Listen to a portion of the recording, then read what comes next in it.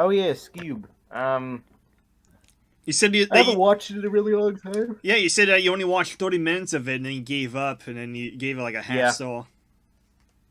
yeah, I got really annoyed by it. I got annoyed by the pop culture references and the different voice actors. Is And that IKEA? was that a joke in it? Yeah. Is this IKEA? That's what Oh, Shaggy yeah, says. yeah. Except he doesn't sound like Shaggy. He just sounds like a dude. Yeah.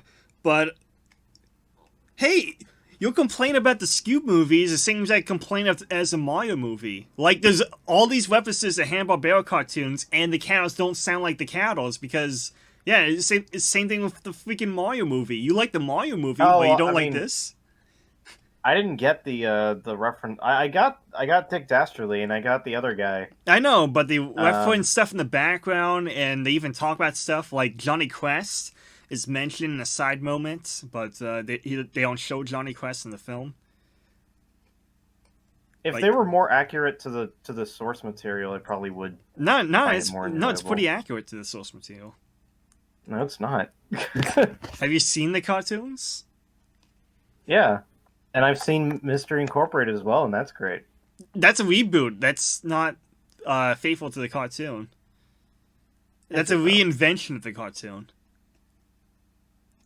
Well, look, anything that I just saw, like from in What's New Scooby Doo, every What's New Scooby Doo in its entirety is better than the Scoob movie. Yes, but the point I'm trying to make is it's exactly the same kind of movie you got with the Mario movie, but you gave Mario 5 stars and this like a half a star. It's the same movie. It's nothing but references, and the plot sucks, and the acting is like completely off from how they act in the film in the cartoon. Like the voices are So what you say completely is you off. also wouldn't like Scoob. Yeah, I also wouldn't like Scoob, but my complaint is that you think the Mario movie is like a 5 star movie, even though it's the same exact movie as Scoob. Like the same kind of Yeah, movie. well, because Mario movie is Philippine epic. Because it has Mario in it and you don't know what Scooby Doo is. Yeah, I don't know what a Scooby Doo is. What is this? Some kind of poopy? I don't know, I just find that hypocritical. Yeah, it's very hypocritical. But yeah, what's the next movie we're gonna watch in the future? Well, I asked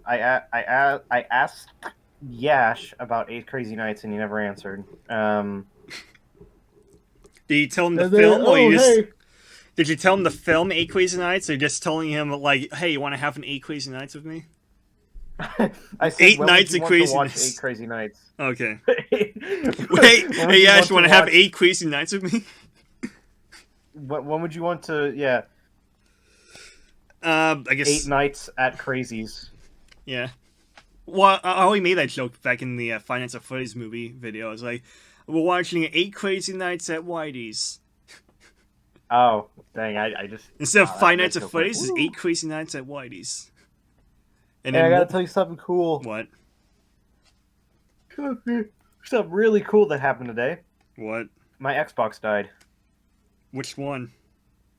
The Xbox original. The original Xbox?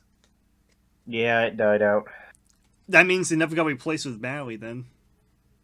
No, no, no, no. It got replaced. I looked up what the problem was. So I didn't know that this was an issue. I thought this was just like an interesting Xbox quirk when I bought it. But whenever you plug in the power adapter, it just immediately turns the console on. Yeah. And the power button was kind of iffy. Like sometimes, like 75% of the time it would work. 25% of the time it wouldn't. And I was like, oh, okay, that's probably just like I thought it was just like a issue with like the button, like maybe the connectors were kind of dirty or Yeah. something. And I was like, oh, whatever, I'll just keep it and move on.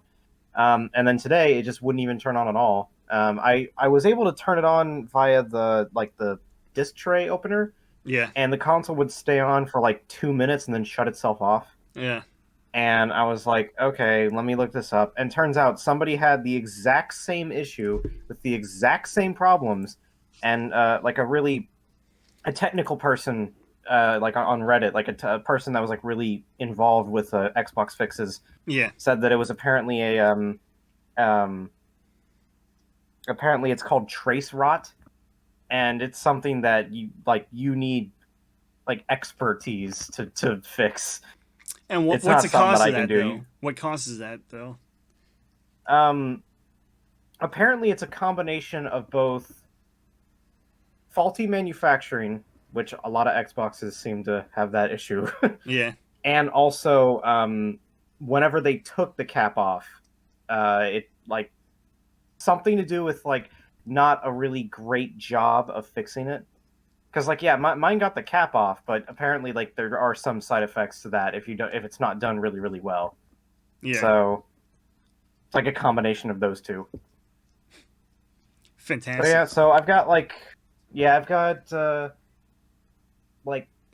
10 games I'm going to be exchanging to vendor stock. Luckily, the 10 games are part of the buy to go and free sale thing. Yeah. And since it's been less than 30 days, I can actually exchange them and get them back. But there's like 4 games that are not backwards compatible. You gonna get no Xbox? No. I think at this point, like,